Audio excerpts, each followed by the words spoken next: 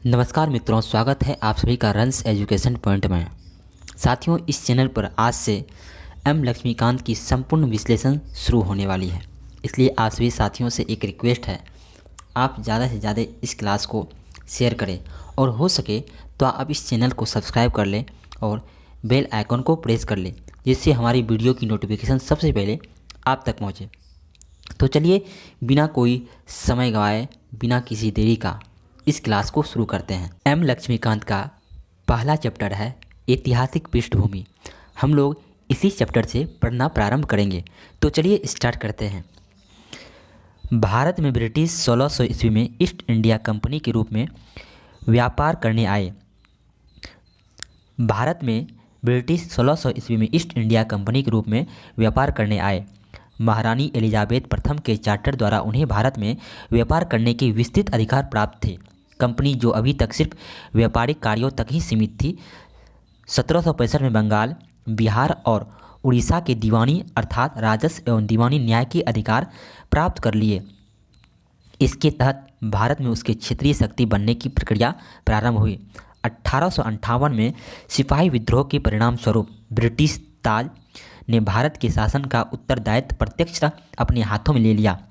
यह शासन 15 अगस्त 1947 में भारत की स्वतंत्रता प्राप्ति तक अनवरत रूप से जारी रहा। स्वतंत्रता मिलने के साथ ही भारत के लिए एक संविधान की आवश्यकता महसूस हुई। यहाँ इसको अमल में लाने के उद्देश्य से 1946 में एक संविधान सभा का गठन किया और 26 जनवरी 1950 को संविधान अस्तित्व में आया। यद्यपि संविधान और राज्य व्यवस्था की अनेक विशेषताएं ब्रिटिश शासन से ग्रहण की गई थी, तथापि ब्रिटिश शासन में कुछ घटना ऐसी थी जिनके कारण ब्रिटिश शासित भारत में सरकार और प्रशासन की विधिक रूपरेखा निर्मित की गई। इस घटना ने हमारे संविधान और राजतंत्र पर गहरा प्रभाव छोड़ा।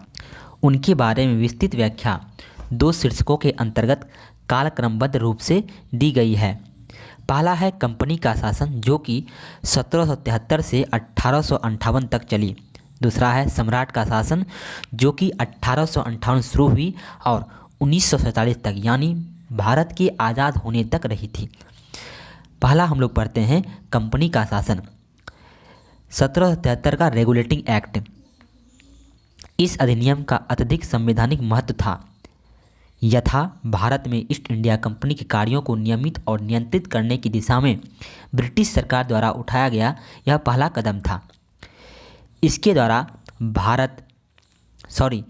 द्वारा पहली बार कंपनी के प्रशासनिक और राजनीतिक कार्यों को मान्यता मिली एवं इसके द्वारा भारत में केंद्रीय प्रशासन की नींव रखी गई।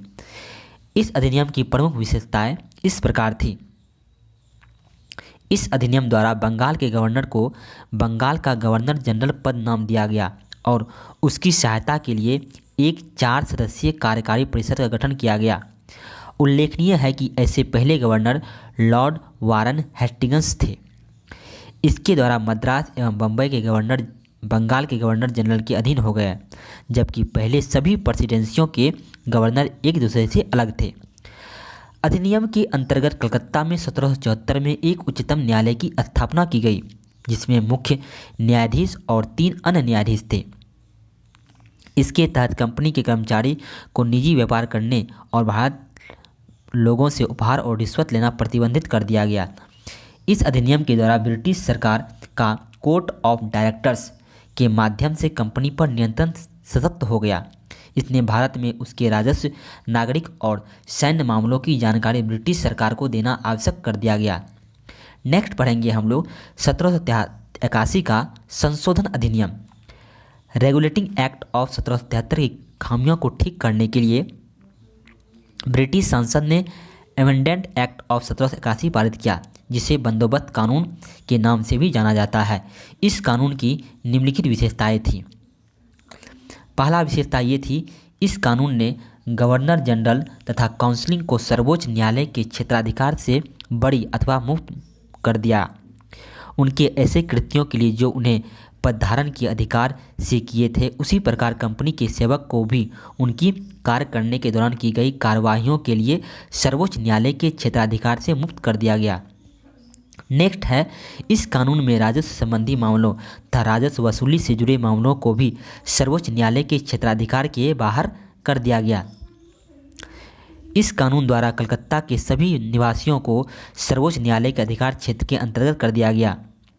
इसमें यह भी व्यवस्था बनाई गई, न्यायालय हिंदुओं के निजी कानूनों के हिसाब से हिंदुओं तथा मुस्लिम के निजी कानूनों के हिसाब से मुसलमानों के वाद या मामलों तय करेंगे। चौथा है, इस कानून द्वारा यह व्यवस्था भी की गई कि प्रांतीय न्यायालयों की appeal governor general in council के यहाँ दायर हो, न कि सर्वोच्च न्यायालय में। इस कानून में गवर्नर जनरल इन काउंसिलिंग को प्रांतीय न्यायालयों एवं काउंसिलों के लिए नियम विनियम बनाने के लिए अधिकृत किया गया। नेक्स्ट है हमारा 1786 का अधिनियम एक्ट। 1786 में लॉर्ड कॉर्नवालिस को बंगाल का गवर्नर जनरल नियुक्त किया गया। उसने यह पद स्वीकार करने के लिए 2 शर्तें या मांगें रखी। पहला शर्त है, उसे विशेष मामलों में अपनी काउंसिलिंग के निर्णयों को अधिभावी करने अथवा न मानने का अधिकार हो। उसे सेनापति अथवा कमांडर इन चीफ का पद भी दिया जाए। उपरोक्त शर्तों को 1786 के कानून में प्रावधानों के रूप में जोड़ा गया। नेक्स्ट है 1793 का चार्टर कानून। इन कानून की निम्नलिखित विशेषताएं थी। पहला विशेषता ये थी, इसने लॉर्ड कॉर्नवालिस को दी गई काउंसिल के निर्णय के ऊपर अधिभावी शक्ति को भविष्य के सभी गवर्नर जनरल एवं प्रेसिडेंसी के गवर्नर तक विस्तारित कर दिया गया। नेक्स्ट विशेषता है, इसे गवर्नर जनरल के अधीनस्थ बॉम्बे और मद्रास प्रेसिडेंसी को सरकार के ऊपर अधिक नियंत्रणकारी शक्ति प्रदान की। इसने भारत पर व्यापार के एकाधिकार को अगले 20 वर्षों की अवधि के लिए बढ़ा दिया गया। इसने कमांडर इन चीफ के गवर्नर जनरल काउंसिलिंग के सदस्य होने की अनिवार्यता समाप्त कर दी, बशर्ते कि उसे उसी रूप में नियुक्त किया गया। इसने व्यवस्था दी कि बोर्ड ऑफ कंट्रोल के सदस्य तथा उनके कर्मचारियों को भारतीय राजस्व में से भुगतान किया जाए।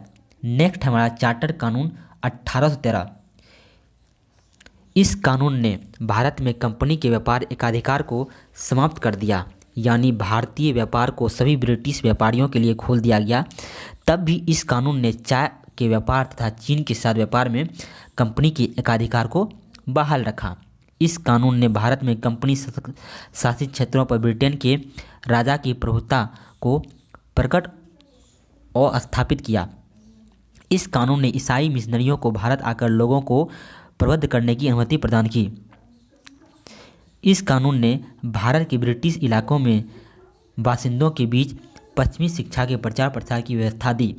इस कानून ने भारत की स्थानीय सरकारों को व्यक्तियों पर कर लगाने के लिए अधिकृत किया। कर भुगतान नहीं करने पर दंड की भी व्यवस्था की। तो साथियों, इसका नेक्स्ट पार्ट आपको नेक्स्ट क्लास में देखने को मिलेगा।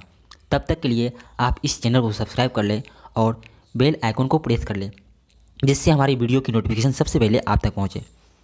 तब तक के लिए हमें दीजिए इजाज़त। मिलते हैं नेक्स्ट क्लास में। जय हिंद, वंदे मातरम।